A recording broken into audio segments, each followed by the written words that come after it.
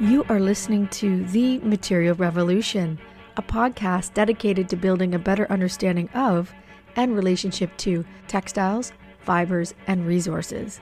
I am your host, Catherine Susi, and I'm sitting down with artists, designers, educators, scientists, and creative thinkers from around the globe about their specialized knowledge and experience in working with fibers, processes, techniques, and technologies with the intention to create awareness, inspire knowledge, address responsible practices, encourage creativity, and to build a material community. So I welcome you to tune in and listen to those who are contributing towards change and a material revolution. Before we dive into today's interview and content, you can find us at www.thematerialrevolution.com. Follow us on Instagram and Facebook at The Material Revolution. And to view some of our video interviews, hop on over to our YouTube channel. Hello and welcome to this episode of The Material Revolution. I sat down recently with Benjamin Itter, co-founder of a textile company based in Berlin called Lebenskleidung. The focus of our conversation circled around the knowledge of working with cotton as a fiber. And we not only touched upon its universal language, but we discussed the complexities of this fiber and resource and where it ultimately has succeeded, but also where it fails and where it has failed for centuries. But our discussion also dovetails elements of this fiber where it sits philosophically as a means to have a better understanding of how significant this fiber and this resource, the power that it has and the impact that it has on communities, starting with the farmers to the garment workers to the end user. But I think the important takeaway, which I hope that you get from our conversation today, is this is a fiber that has a legacy and a story that's very different from its siblings or cousins in the natural fiber world. So I want to take this moment to actually break down aspects of the fiber for our audience so we have a better understanding of how this actual fiber performs and why it's so widely used. But ultimately, this is a fiber and a resource that embodies a knowledge and a philosophy that has followed our evolution throughout human history since its inception, and yet it is still very much a widely undervalued material and resource. There's still so much that people don't know and understand about this fiber, and I want to take a few minutes of your time to introduce you to cotton as a fiber. So what makes cotton so compelling? Well, I think the first place that I would like to start is to actually ask the question, what is your first memory of cotton? And the reason why I ask this question is because in my experience as an educator and as a practitioner in the field, most of our knowledge around textiles really happens when we build physical relationships or have embodied experiences with them. And I saw this firsthand with students as well as with consumers when they built a better relationship and knowledge with the clothing that they were wearing. It's because of this that I want to use this podcast as an opportunity to further better the knowledge around textiles and our experience and relationships with it. And there will be times where I will want to do a shakedown or breakdown of a certain fiber or resource. And in this case, we're going to be looking at cotton. And I really do believe that when we have a better understanding of the foundations of where these resources come from and what we can do to help them perform better in our everyday lives. And so to begin this conversation, it's important to understand where cotton comes from. And I think most people don't realize that it actually comes from the seed, the pod of the plant. So if we could all take a moment and visualize the image of a cotton ball. This is probably the most emblematic and closest association that we have with our understanding of where cotton comes from, even though it should be stated that those little cotton balls that we buy at the pharmacy or at the supermarket, those have been heavily processed, and all of the natural debris that's considered unsightly at the consumer level is removed. And from here, it goes through a cleaning, a scouring, a bleaching process that allows for it to be marketed and sold as a hygienic product. The image or the reference of the cotton ball really is a great introduction to understanding where this white fluff, where this white stuff comes from. And cotton has been grown historically in various regions, typically tropical or subtropical regions in the world. Because of its versatility as a fiber, cotton is so widely used. It's found in our apparel, in our interior and home textiles, and it's widely used in various industrial applications. And why this is, and we all understand how absorbent cotton is as a fiber.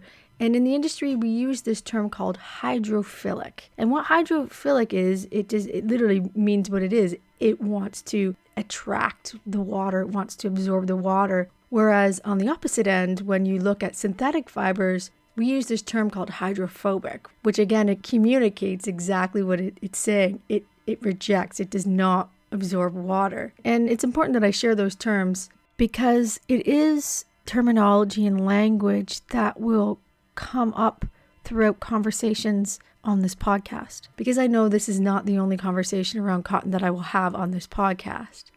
But some other favorable things that we should understand about cotton, there's a high preference for this fiber because it doesn't irritate the skin and has breathability properties, and it's also of a medium strength, which means it has a significant longevity, but ultimately being that it's a plant-based or natural resource, and it does break down over time.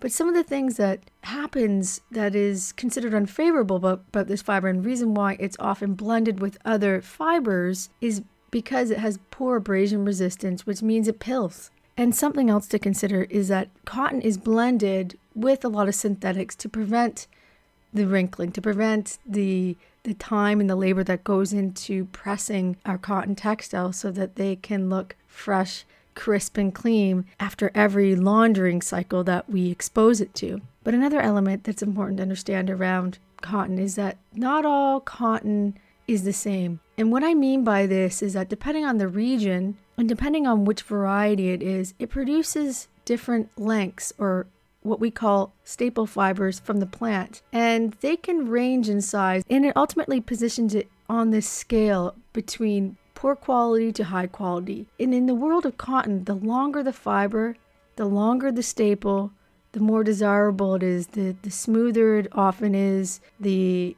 easier it is for it to be either woven or knit into a cloth. But do you want to know something that's cool about cotton as a fiber?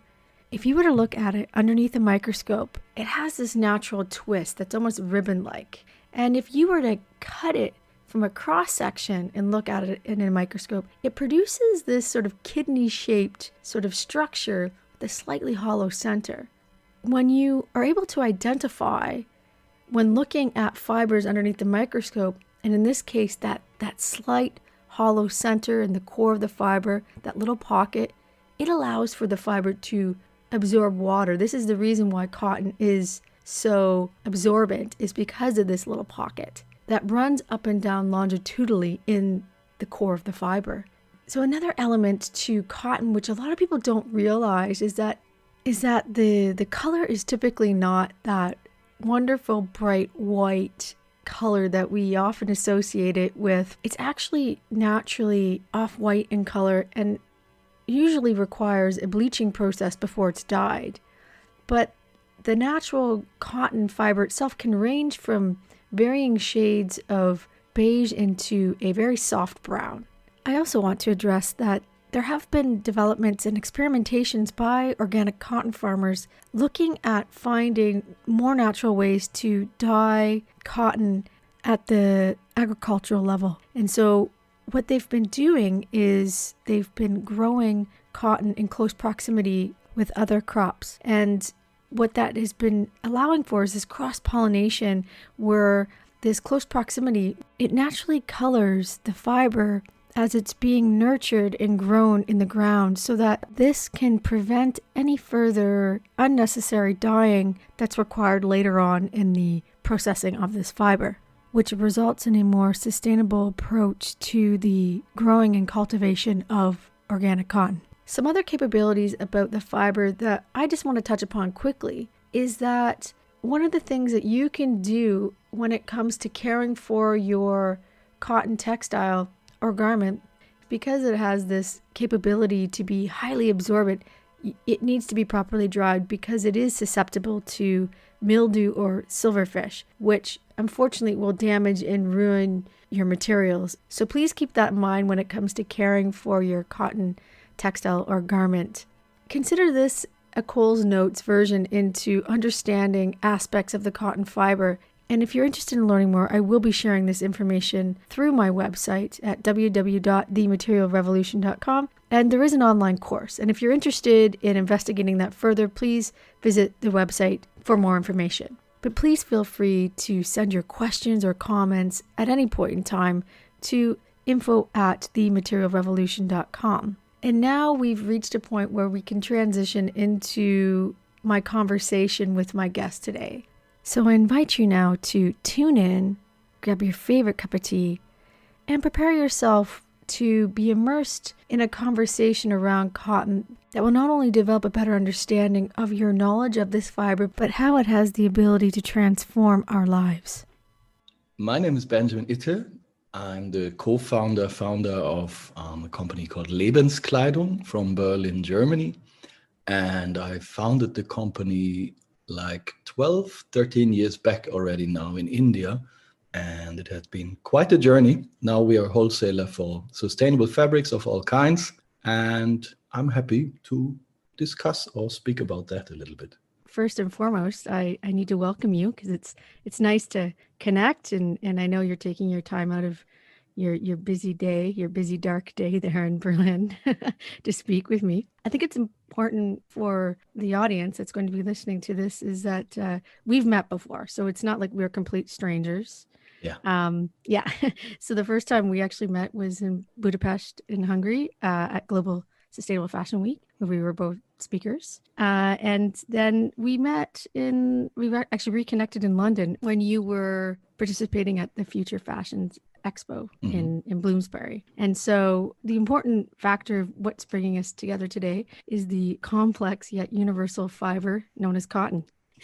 But more specifically, before we delve into that discussion of your experience in working with cotton into your area of expertise in relation to organic, textile production and the growing movement of circularity in the field. But before we get into that, in your own words, tell me, what is cotton? What does it mean to you? Wow, that is a big question.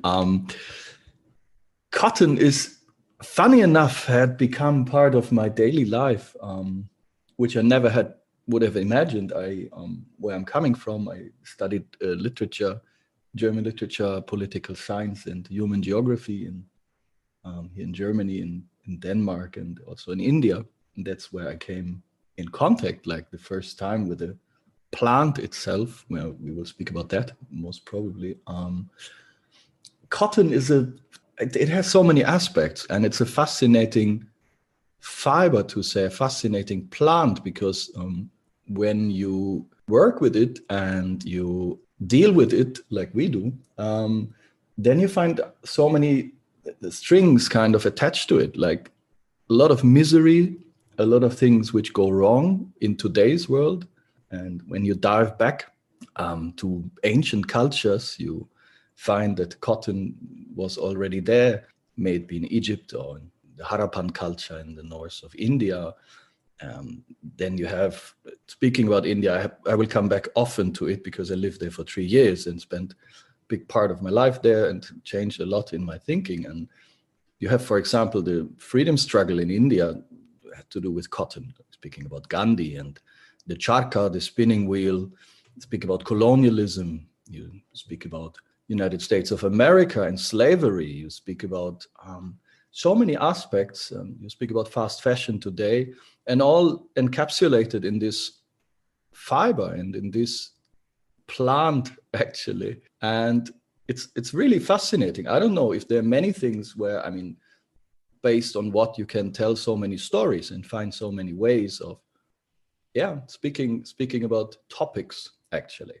And yeah, that is cotton for me. It's a wonderful plant, and with all its beautiful properties, if grown nice and sound with nature, it's an amazing thing, like that is dressing humanity for ages actually, which is which is absolutely amazing. And to say at the last, like the basic necessities of our lives is the food foremost, obviously, it's the shelter, and then it's clothing, right? So these three necessities like fulfilled, only then you can strive as a human being or go the next step and so on. So here we are at this level already, then having some clothes to wear is just so important, and keeps you from the cold, which is important, especially now in Berlin. So, Yeah, right. Yeah, I can imagine. What's the temperature like there right now? It's going towards 0 and it's getting worse. Yeah. Yeah, it's like that. I mean, I know you already touched upon how you co-founded your company, but the one thing that I was doing when I was reading your bio, which I thought was interesting, because as a designer myself with an extensive background in dyeing and sustainable surface design practices, I found it really intriguing. And I wonder if you could talk a little bit more about the practice of Ayurvedic dyeing, because I know I'm very well aware of it as a holistic practice when it comes to medicine and other sort of aspects of our daily life, but I've never really heard it put in the context of dyeing. So could you kind of describe this? What does this sort of look like? Yeah, sure. I mean, it is really, kind of a coincidence how I founded the company, because it all started with Ayurvedic dyeing. And if you see our very difficult name for most who are not German, Lebenskleidung, which roughly translates to life clothing, it is derived still from the time where we did what we did, which I will talk about soon a bit about. It is Ayurveda. This is Sanskrit, it's a neologism. Ayurveda, the science of life, and Vastra is Sanskrit for clothing, and Ayur, life, and life clothing. That's where our name comes from, and even our logo is still from that times. And I was living in India for more than 1 year already, and did some other projects there, studied and made some research in totally different fields. And I remember this very vivid because I was so fascinated. I was sitting in my house there in the southern state of Kerala, which is the home of Ayurveda. Since 5,000 years, people practice it there, and it is founded there, and there's the Ayurvedic University, and you have so many practitioners of Ayurvedic medicine in the daily routines, and people go there like just normal, which is very fascinating. So I was sitting there in this house, and I was reading the Times of India, the magazine, and there was one full page about a little kind of ashram where people were dyeing cloth according to Ayurvedic principles. And it was not the color which caught my eye or my interest there, but the properties that was that these cloths which were dyed there in a very small village called Balaramapuram in the south of Kerala near Trivandrum, this dyeing had positive properties to the skin for people who had psoriasis or people who had different skin defects and so on. So it was in close combination with the Ayurvedic University there that they were dyeing bast mats and different cloths and stuff. And people went to the Ayurvedic hospital, and this was just a part of their treatment which benefited them. And I found this very, very fascinating and just wanted to see what it is. So I had a little scooter, like a little moped, and I was driving there like 30 kilometers. It took me a long time to find this in the jungle, actually literally jungle between the coconuts. And yeah, I was just fascinated. It was kind of Ayurvedic doctors living there, dyeing, having big pots and big little old concrete like wells with smoking hot water where they put Ayurvedic plants and herbs, which they grow there on their own inside. And yeah, I thought, wow, this is just amazing. And this was just the first touch point of this. And I thought, wow, people in Germany have to know about this because it's so amazing. And this was just the the seed of our company actually was born there, that this is just something really cool. I mean, in the background, you always read, this is also the first time I came in contact in India with the bad things of the textile industry. You constantly read in the papers that farmers killed themselves, or there were different problems in textile manufacturing, garmenting units, and so on and so on. But this had nothing to do. This came then a little bit later. This was the first thing where I thought, wow, they are dyeing stuff and it has a positive effect on the skin. Like turmeric, for example, they used, but mirobalan, which is an almond types, so many different things. They fixed the colors with certain gums from trees, like everything totally natural. And yeah, this was the first touch point of our company. Yeah, that's fantastic. And I'm just kind of curious, just because I'm listening visually, sort of imagining, going into this space. Was the dyeing happening in sort of vats that were in the ground, or were they like, yes, yes, in the okay, ground, yes, yeah, that's in the ground, like it was like a gut. I don't know if you've seen Dhobi gut in Mumbai, for example. Yeah, the washing guts, but not for washing, but it really, like, I mean, Kerala means land of the coconut. Kerala is the cocoa, so they have 5 billion coconut trees there. So imagine you just have this red soil, coconut trees all around, and then you have this beautiful house also built with these gums and stuff like that, because they mastered, people there, this building techniques also, like in a holistic sense. And you have this very, very beautiful place, and smoking pots everywhere. Then you have this not warehouse, like shelter house, where all these herbs and all these roots and all these things are stored, and also indigo they're using as well. But yeah, it's just an amazing thing. It's still there, so they're working since ever, right? So we shifted a long way from this, actually, which I will come to, but that's another story. But yeah, yes, we have. I know. yeah. No, that's really fascinating. You're inspiring me to want to travel once Man, again. I would love to be there now. How much I I would bet. love to be there now. Soon. Hopefully Yes, that will be able to be yes. possible.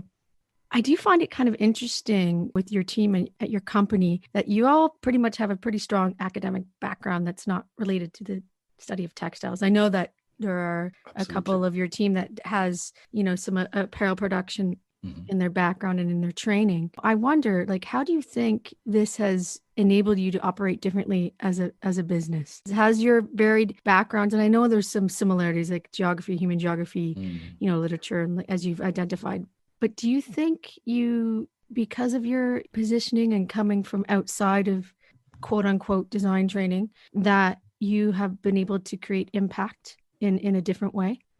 Yeah, absolutely, I think. And if you ask me that, and I'm just contemplating about it, then I mean, my colleague Enrico Rema, whom I studied there with, he studied environmental science, and I come more from the social side. He's coming hardcore from the environmental side, and we are kind of pretty nerdy environmentalists in that. Later years, we started to sell fabrics which were also herbally dyed, and we had heated discussions over months if at all we should work with chemicals, for example, like for later on for fabrics, right? What we did is the first product. See, the thing is, I was so fascinated by this, told my friends, okay, we should do something about it. I don't get all together also because it's long back already and so much happened. But what was clear is that if we do something like that, we need fabrics which are grown organic, right?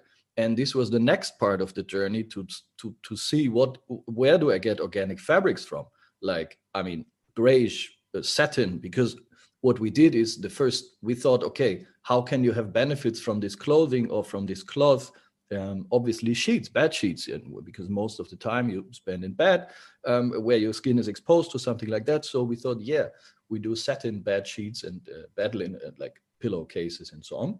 And so this was the next part of the journey, for months driving around in the south of India, finding proper companies, proper organic cotton projects, right? And again, here learning from the scratch what that means, again coming from the environmental thing, not having in mind, I didn't know what a yarn count is back then, right? Or what combed organic cotton or carded organic cotton is, or whatever, right? So I just knew, okay, it has to be organic, and it has to look good, right? And it's not an aesthetic product. I mean, it's aesthetic, but not a design product. So it was kind of assembling a product together which fulfills the highest environmental standards which we could imagine for ourselves, which we want. And this was it, right? This was more like an assembly of things, of good things, and together with very nice people, actually. And I think, coming back to your question, that it is not even like we founded, of course, a company, but it's like it wasn't like, we are not even today like money driven in this sense, that we say, oh, you have to make this and that profit. Of course, you have to look at the numbers, and after all these years, you have to see this is very important. And without profit, you're also not sustainable. But it was more like a fun project, right? Like we started that without doing harm. This was more like it, yeah. And I think coming from that direction, and then 1-2 years later, we nerdy people kind of matched with the upcoming sustainable design community here in Berlin.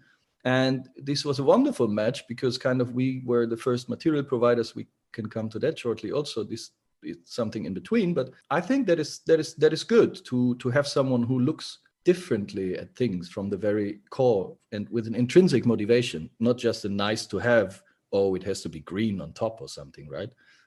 Like from the very soil where the stuff is dyed, from this little unit, to the very soil where the cotton is grown. Yeah, you have a different approach, I think, if you see the people who make these things. Oh, absolutely. I know that your team is sort of invested in and committed to the strong relationships that you have with your manufacturers. Yeah, like today, I mean, again, like it's a long story. We started in India with these Ayurvedic sheets, and then we were fascinated by herbal dyeing in general. So we found another unit up north in Gujarat called Aura Herbal, where back then they were dyeing and printing fabric with herbs, again, with an okay fastness, I would say. Like it was not the best properties. But anyhow, like this is how we started. Also, then we had towels and these type of things, also herbally dyed. Like we were fully in this herbal dyeing thing, right? But still with a product which is not just some old school, I don't know, sarong or something, which we know, but some products on the market, especially for the home textiles and bath textiles, and then also fabrics. Then we started to have fabrics also. And again, having this design community here in Berlin, and people just by word of mouth, and because my colleague was very involved also in all these environmental meetings in general, like new economy, like let's think about new models, how we can do things in terms of food, in terms of clothing, in terms of everything, in design. So there was a very vibrant community in Berlin who wanted to do things differently. So yeah, to them we sold the first herbal dyed fabrics also, and it was quite running well. So we made more designs, and this was this journey kind of starting exactly with these fabrics.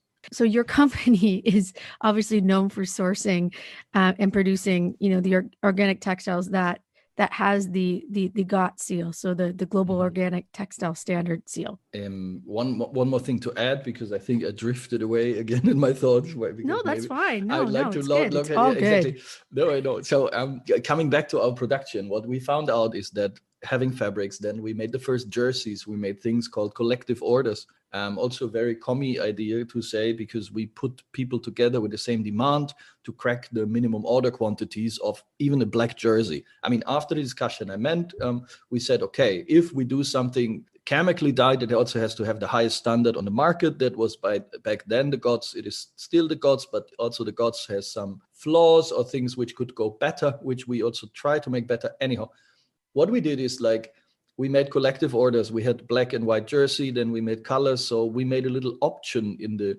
internet, little tool. So we had 10 people buy 10 meters. So together we get 100 meters, and we make all the logistics behind that and stuff like that. Kind of was the start also to have fabrics. Obviously, the problem is, out of these 10 people, 8 are totally happy with their 10 meters, but 2 want to scale up, and then you need another 8, So this was the problem. And then we invested later on in the warehouse and stock. So with us, you can buy from 1 meter onwards, because we see that the demand is there also in this. But anyhow, this is another story. What I want to say is the gods. And what we saw is that the supply chain in India is really long. And India is more built up also for bigger orders, right? So to get 100 meter of a jersey, or let's say 200 in a steady quality also, in a reasonable way to be shipped to you, it takes like 4 or 5 weeks until the container reaches you, right? And if you find producers and so on, it works, but it is not very flexible. So very early we began also to start sourcing around and finding production partners in various fields. Today, this expanded to a lot. So, but we always found, then we worked in Turkey. Today, we work a lot in Portugal, but also in Czech Republic, Germany, with our wool. In Austria, the rubber bands are made with a partner. And we went more regional and regional. And this is our mission at the moment also. Like, I mean, act local, think global, obviously, but we have this cotton project, organic cotton project in Uganda we're working with, and we want to close the supply chain more and more and more, but also have the flexibility. In Portugal, if a lorry comes here, it takes 3 days to our warehouse, and if we produce locally, this all has to do also with the flexibility, and it makes total sense nowadays to not have these long supply chains, right? Oh, absolutely. I mean, I've long subscribed to localism and trying to maintain as much local production and local supply chain as possible in my experience, obviously back in Canada. But there's luckily a sort of a conscious shift, not just because of what's happening right now, even more so because of right now, but you are seeing a lot more action taking place, the awareness and the necessity of closing the supply chain, and not just within textiles and in other areas of our material culture, right? So it's a long overdue shift, and we're nowhere near obviously where we need to be. But I think the thing that's interesting about your journey and what you're doing with your company is, I mean, you do have a really lovely range of organic wovens and knits that expands, as you mentioned, into sort of elastics and trims, because that's the one thing that I've observed in my career is the trims industry and the findings industry is like the last part of the industry that's really adopted sustainable practices. It's been one of the more complicated areas in the industry to kind of build more sustainable sources around that, right? Zippers, for example, and all those sort of things. We're starting to see more and more availability, but I was happy to discover that as part of your offerings within your company. So is that something that you plan to expand upon? Like where, I mean, I know that you do have other services that you offer that you can mention, but is there other areas that you're planning to source and further develop? Yeah, the interesting part is like also here, like, I mean, at the very beginning, we had been kind of a problem solver, right, with our service. We have this stock program. We launch 2 collections per year, but we launch them.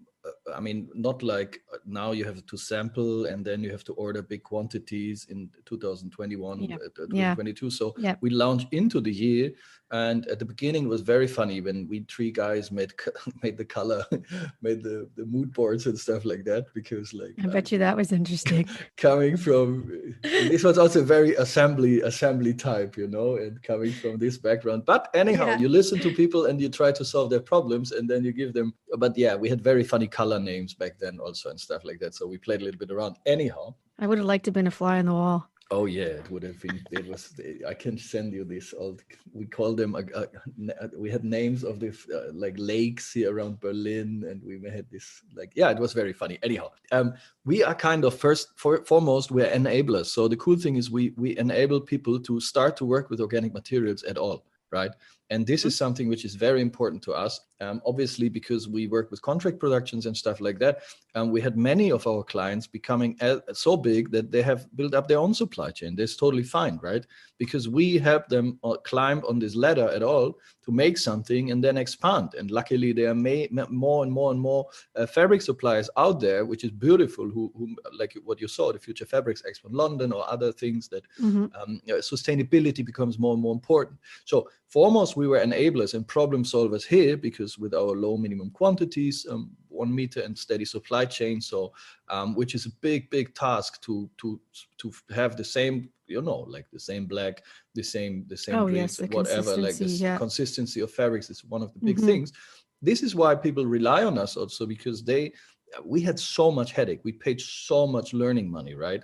Getting containers of fabrics which were full of holes and whatever, like flaws, errors, so many things can go wrong, right? This is the good thing. So we can be kind of the sourcing department for others. They can concentrate on their design and these things, and we do all the logistics behind. And on top, of course, the core of everything is sustainable materials. So they can be 100% sure that if they work with us, that it's stuff which doesn't compromise on anything, right?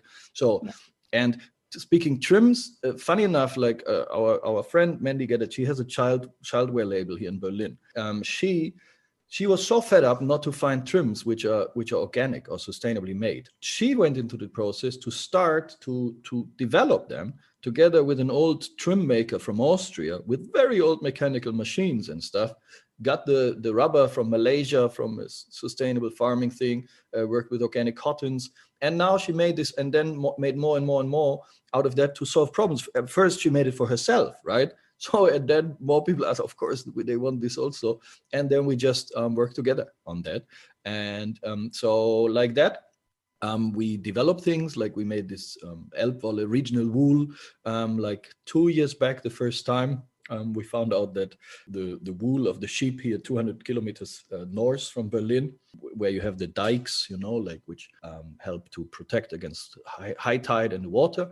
So they are kept tight by the sheep. I mean, if you listen in Holland or in England or in Germany, you know that. Maybe in Spain, I don't know. Yes. So anyhow, these sheep are walking there. And what we found out, like they were throwing away the wool. I mean, they were sharing them and the wool was just thrown away, right? Which is crazy. Yeah, like, it is. Because it's wool. Wool is beautiful. So, so we clubbed again with other partners there and found an old spinnery there who we worked with and developed some wool, like kind of, obviously we had to do a lot of research to make it soft because it's more coarse and it's more hard than merino wool, for example. But this is type of projects which we constantly do. And we think about, obviously, I mean, there are people for the yarns and the zippers, they're experts for the zippers and stuff like that. But constantly we are trying, if we find something and we find it interesting, for example, recycled elastan is a big project we're working on since 2-3 years to completely change the lycra, which we are using to recycle lycra, which is there from a Japanese company, but which is not so easy because you have to do a lot of testing. And I know there's a lot of, it's. And sustainability here, again, I mean, sustainability also means long lasting, right? So if you have a product and it's nice on the outlook, but then it doesn't last for, I don't know, for years, which clothing should last for, then it's also no use. But these things, like we constantly talk to people and listen and see what's going on and try to find nice things. And yeah, that's how we work, actually, which is a lot of fun. To kind of go back to what you mentioned about, the designer that you're working with that helped develop, the elastic trim. And, there's a saying, like, necessity is the mother of invention, right? So, Yes. So we often, I mean, that's the sort of the foundation of design, right? Is finding solutions for something where there's a gap or something that's not available. And that really informed what I've done over the years in my own, research and practice. But, I think the thing that's really been interesting, and maybe you may feel this, is that in your experience and in your journey, you've learned to kind of develop the language of cotton. Like it seems to me like you went through this process of like learning the language, and now you're sort of, in this position where you have the opportunity to be its interpreter, right? In a lot of ways. And that's an interesting view. Yes. Yeah. And through that, it's allowing for you to be open to other sort of resources that allow for you to apply a similar or the same philosophy, to how you're sort of managing and allowing for your company to evolve and to collaborate. Because to me, textile and textile production is about building communities, right? And it is a community. It's not just a material community, but it is one of the things that we as a species, it connects us back to our early ancestors, right? It's not something that in my belief that should ever have been taken for granted, but obviously certain factors have created these massive shifts in how we care for our resources, which actually brings me to my next question, because I know that you recently wrote an article for Fibre to Fashion about cotton and circularity. And so for people listening, Fibre to Fashion is essentially like a textile and apparel industry sort of business to business, B2B sort of resource, right? So that acts as a hub, I would say, for industry news and produces articles and, addresses sort of industry standards and innovations. And it's also a marketplace. Before we kind of get into some of the meat and bones of what you wrote in your own words, what is circularity? I mean, what is circularity? Circularity is the principle of life on this planet, I'd say, because everything which is here, having 4 seasons and the trees is the circularity. You have the leaves falling and the tree greening up again, and the leaves falling and the leaves become soil. I mean, circularity is everything is circular. Like our water bodies on the planet are circular. I mean, everything is like, I mean, to say it with Professor Braungard's words, it's like the cradle to cradle principle instead of the cradle to grave principle. While here, the grave is really the end point, which the cradle, I mean, the grave can become the cradle again, obviously. And circularity is like, it's a principle of life itself, I'd say. I agree with you, by the way. What solutions would you like to see in the field that would assist improving the sort of education and practice of circular textile production? See, the madness in this industry, in this textile industry, started like 25 years back. And we sitting here in Berlin, it all started obviously with the so-called end of history, what Francis Fukuyama said, like the Berlin Wall fell, one system won, they said, and neoliberalism came in, endless opportunities, endless ways to invest your money. And fast fashion or the fashion industry like we know today became an industry of investment, of commodity, of big corporations seeing the possibilities of making a lot of money. Before, it had some little bit, obviously also always that, but it had still some soul, I'd say. It had also regional production still, like you had a good textile industry here in Germany, shoe industry, like you had this local productions all over the place. And with the fall of the Berlin Wall and the fall of the Soviet Union, all was all of a sudden possible. And then what happened, obviously, the story that the workplaces were shifted mainly to Asia. The industries here went down. I mean, and what was exported was mainly obviously the work, but not the rules and regulations which we had here in our countries. And unions fought for hundreds of years, or for more than 100 years, to have good working hours, to have proper holidays, to have proper health insurance, whatsoever, right? Chemical regulations, we know that our rivers shouldn't be polluted anymore. We made so many nice things to make a nice little bubble life here, at the same time exporting all these factors and don't care at all, right? What happened is like that the clothing production more than doubled, and more was produced. And with this rise of the fast fashion, also the time that people were wearing clothes went down. All this big marketing machinery, all this destruction of cities, because if you go to Barcelona, Berlin, or London, or Stockholm, you see the same you see the same brands, all the same things, right? This monoculture, like I'd like to say, like mono business culture is never good.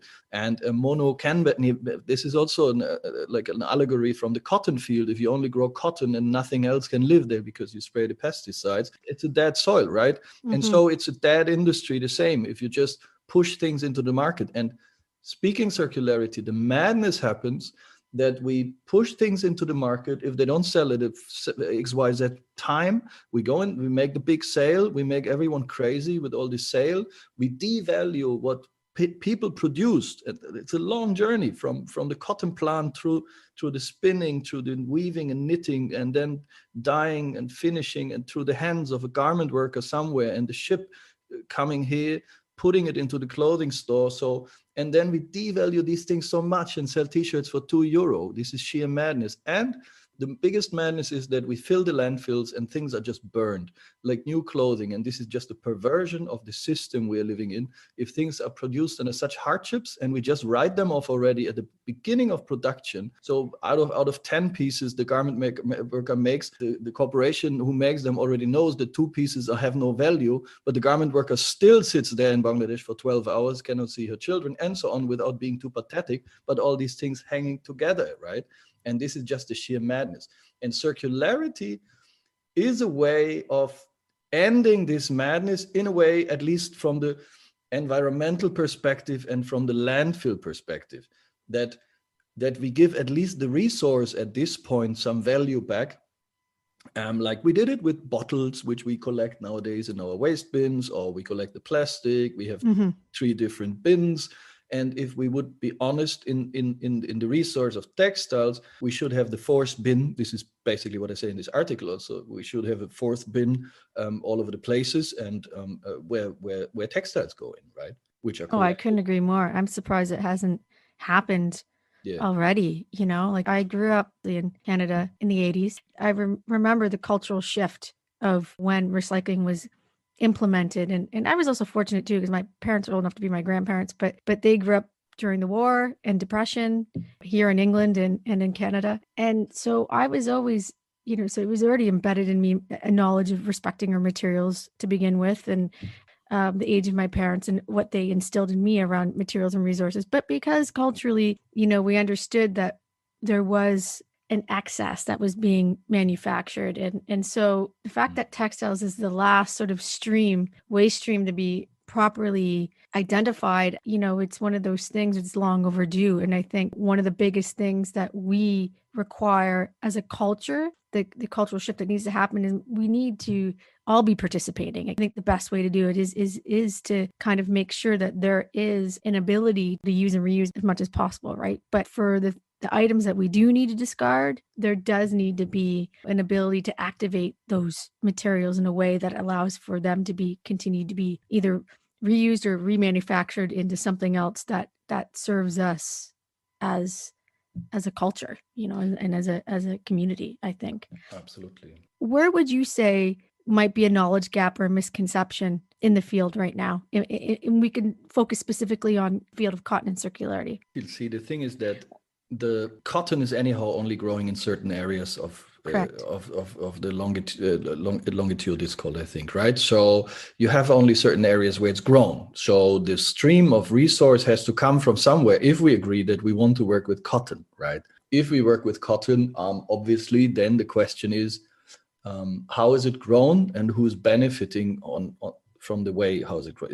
Is it the pesticide companies? Is it Monsanto? Is it like what others, Bayer now, who have their own seed programs, and their aim is profit, right? Because they have shareholders and they can tell nice stories, but their aim is profit. This is their DNA. And the cotton farmer in Uganda, his aim is to survive, right? And profit also, to make profit, but from a completely different level.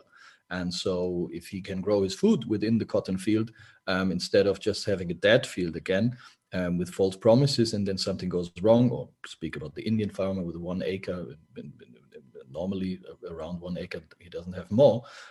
So this is a different story already from this. So speaking resource streams have to come somewhere. Okay, check, we have this. Then the madness begins now already, like in this industry, that I don't know, like the cotton is grown in the US with fields and planes fly over them and spray pesticides in the cotton belts. And this cotton is cheaply produced. Everyone has to compete on the world market. Crazy enough, like every farmer in the world who makes cotton it's all about the same price, if not fair trade something. So then this cotton might be shipped to whatever, like to Bangladesh for spinning, or to Ethiopia, or wherever you can spin then it's going further for knitting, weaving. So already here is the problem in the system, that things are, just because of scalability and the last cent behind the comma, are shipped around like crazy, and then something is made bulk garmented and brought back to our shores, and then again, like 20% of it is dumped. Like, so let's say, I mean, before we come then to the solution, which is just an ointment at the end, if we speak about textile containers here, I think the linear model of economy, like the old economy, I would already call it, like, is so outdated, because speaking also CO2, if you price CO2 this way will be enough, like, because you cannot ship things so crazily around, because still they become yet too expensive. Simple. So I think the core of all this is, first of all, is the linear model of, before you make a surface out of the cotton, is already crazy enough. And then I think that the question is also, like, then what you do, like, if you have this, imagine you have every household in Europe would have a bin to collect the textiles, right? So again, you have so many topics here. How was it done normally? We had the second-hand containers, and all these fabrics were only washed, folded, shipped to Africa. You go to Rwanda, Uganda, Tanzania. So there were these big markets. Luckily, these countries themselves, the governments there, banned second-hand clothing coming in, because it is way cheaper to ship second-hand clothing there, and that's why insane. Yes, it's way cheaper than producing it in the countries themselves, right? So this has stopped already, and now there's a big cry out here also, what to do with all the second-hand clothing, right? And here we come in then to think, okay, well, you could come in to think, okay, if we give it value again, if we can not only make rugs or shred it to something cheap, right? If we can come up with technologies that make threads out, yarn out of it again, and so on and so on. When there are different technologies, even now in Sweden, they had this to separate lycra from cotton, and this on. It's all very young, right? But bringing it back this way into the system, recycled cotton becoming more and more topic. This would be a start, but you have so many fires on this that way. Oh, I know. Hence why I said that the fiber that we're discussing today is complex. Yes, it is. It's simple. It's this beautiful little resource that comes from the seed of the plant. It has a loaded history, politically, socially, environmentally, and there literally is the 50 shades of cotton that's out there. We'll just say, is there something about cotton in your experience that has surprised you in an unexpected way? Yeah, it is, like, and this is also, like, in the last years, kind of the myth that cotton is a thirsty plant, right? This is always around. And then cotton is also there are many varieties of cotton, right? I mean, what we know is the standard gypsum, like the cotton we are using. There's a standard kind of, but there are different varieties. But the cotton plant itself is kind of works in arid regions, right? It doesn't need much water at all. In general, it needs water in certain phases, and especially in the growing phase. And what is very fascinating, that if you see, for example, in Israel, there are cotton projects where you only make drip irrigation, again with technology. Unfortunately, there's some genetically modified companies again, which I don't find really good, because it's all about dependencies always for the farmers. But they make this drip irrigation of cotton. They use so much less, right? And then you have, for example, in India, sometimes when people are not educated and stuff, you can have farmers who just flood the field, and then it's hot and most of the water evaporates. And the Aral Lake disaster, of course, was a big problem, because but it has an industry, but it's not the plant itself. So, and what surprised me, that this plant is more like very like it doesn't need much, actually. This is surprising. Like, you can really have not have proper irrigation methods, and then it doesn't need as much as we think it might need in the growing phase, right? So this is No, something. that's great. I mean, it's one of the things when you look at statistics, and I spent over 15 years being a textile science lecturer. And so it was embedded into my language and my lectures around how much, water it takes to produce a pound of cotton, conventional. That's Yeah, conventional it's there cotton. for sure. Yeah, But yeah, one last little thing here is also the important thing is also where is the water coming from? For example, in true. India, most of the fields and many are monsoon fed, so there's no irrigation at all, right?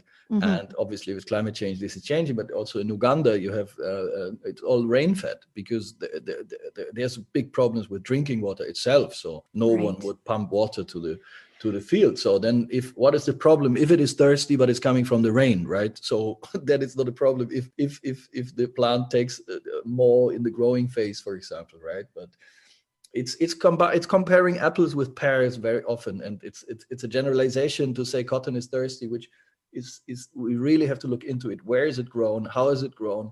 And there are many factors which are important to look at. Before we delve into the last little segment where I'm going to get you to share your personal textile, it's just a question that just popped up, just to kind of go back to how I identified you as an interpreter of cotton in your experience. And as an interpreter of cotton, are there any other sort of elements that you want to kind of share that you would like to address or promote about the fiber as a whole? It's really about the people for me, right? It's about the people who grow the cotton. Like it's the fiber itself is there, but without someone who's plugging it and putting it into the weight somewhere, driving it to a little station and being collected, we wouldn't talk about it, right? So I think this is for me the most important part, not to forget those thousands and hundreds, thousands, millions people of working in this industry directly related to cotton, not related to cotton. For example, if you look in Texas, you just check the latest organic cotton report from Textile Exchange, Right. 2019 version. And when you look at it, that you have, I think, I don't have the right number, but I think 16 organic cotton farmers in Texas or in US. Anyhow, it's a number below 100.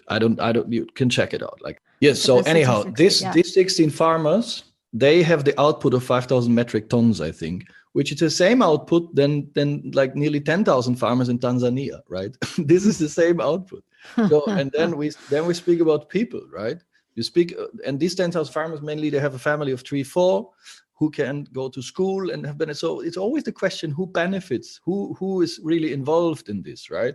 And the story of cotton is the story of the cotton farmers, and especially the story of cotton farmers in the developing world and their struggles and the way how they can proceed and how they can make their living, about their dependencies and so on and so on. And this is for me very important to point out, and to, beyond certification, also look at how and where it's coming from. I mean, we also work with Turkish organic cotton from the Aegeis. We are checking now what is European alternatives. We work with the Uganda project, sometimes with India. They're beautiful projects, but it's really, for me, the social aspect is very, very, very, very important for this. Yeah. Oh, I couldn't agree with you more. I mean, there's obviously the tactile and the physical use of our materials, but there is the emotional and social element that often gets forgotten, which is a perfect segue. I asked you as part of my request in my interview with you is to share with the audience sort of a textile or garment that has meaning for you. And it can be anything, either whether it's something from your childhood, your travels, something you inherited or mended, etc. And I know that you chose something special from your early days in India, which we'll get you to describe in just a moment, but I kind of want to bring some context into why this will be sort of like a regular feature with people that I interview, because it's something that I used to do as a lecturer in textiles sort of early on in this semester, because it allowed for students to use this as a tool to sort of introduce themselves in sort of a less vulnerable way, but it gave them a chance to share a fragment of their story, sort of using a material that sort of withheld some form of meaningful connection or cultural significance to them. And it also gave the students and myself a sort of a chance to educate one another on our sort of human connection and relationship to all things material. And it was such a grounding exercise and a great entry point that often sparked the development of unexpected friendships, which I've witnessed and I've seen them become lifelong friendships and collaborations. And so I just think that textiles have such a powerful role in our lives that really does help us build relationships and communities. And so from that standpoint, please share with us, what is your textile? And I'll be posting those images as part of the promotion of this conversation. So I'll turn it over to you. Yeah, I mean, closing, kind of wrapping this whole talk up. It's coming to the beginning. It's a bed sheet set from the days where we started. This is fair trade organic cotton from the Apache Cotton Project. Is the raw material. You can check this out also. Ethic Us in Tamil Nadu, in Pollachi, one of our very early friends. We worked with an amazing family of the ginning cotton ginneries, Mani Chinnaswamy and his wife Viji. They made the cotton in this contract farming. So this was one of the first projects. They gave us the grayish material, and why it is a piece that I'm really liking, because I remember bringing the first samples over the inner Indian border with my scooter and being stopped and interrogated by Indian policemen and sitting there in this little hut for 1 hour. Your cotton contraband. Yes, and there were and I had a box with me, and they were like putting a screwdriver on top and squeeze it into this box to check what it is, and it was all about custom stuff. And yes, I'm sure. anyhow, yes.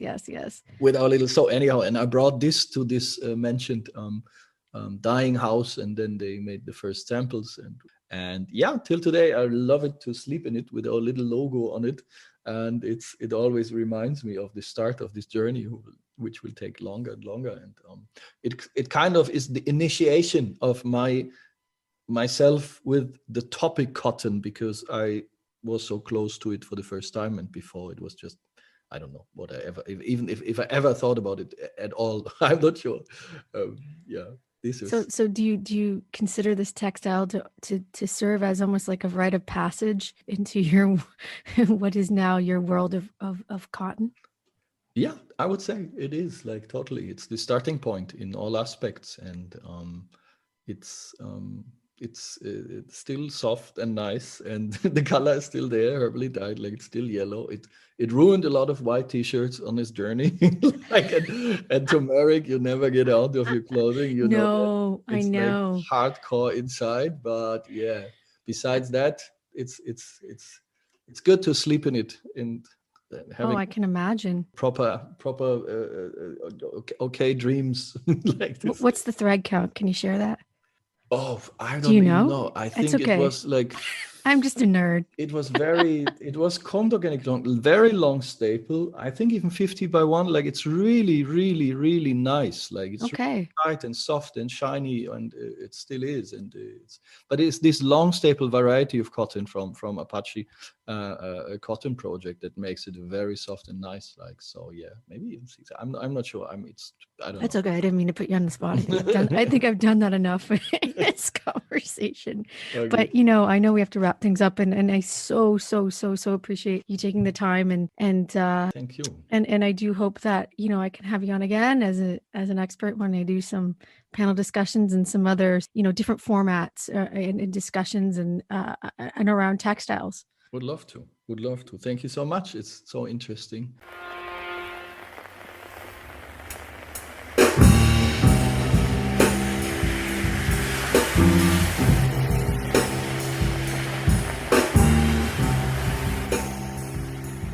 Thank you, everyone, for tuning into this episode of The Material Revolution. We hope you enjoyed it. If you have any questions, comments, or perhaps you may want to suggest a topic, material innovation, or an expert that you would like to hear on an upcoming episode, please reach out to us via email at info@thematerialrevolution.com, or you can contact us through any of our social media channels. If you haven't done so already and have enjoyed this episode, please make sure you subscribe to the show via Apple Podcasts or from any platform that you're choosing to listen to this from. We would appreciate it if you could rate, review, and help us spread the word by sharing this podcast with friends. And if you would like to support this podcast further, consider visiting our Patreon page and make a pledge. You can do this by accessing the link that's located in the episode notes of this podcast, or you can visit our website or any of our social media channels where we will have that link made available. Well, that concludes our show for today. We hope that you left this episode feeling more curious about what can be done with textiles. Music for this podcast is provided by Interior Design, composed by Rob Mathrew. If you dig it and you want to hear more, please visit the link included in the show notes or visit our website for more information about his work. You can also find images from today's episode located on our website, www.thematerialrevolution.com, and other show highlights are available on our Instagram, Facebook page, and YouTube channel.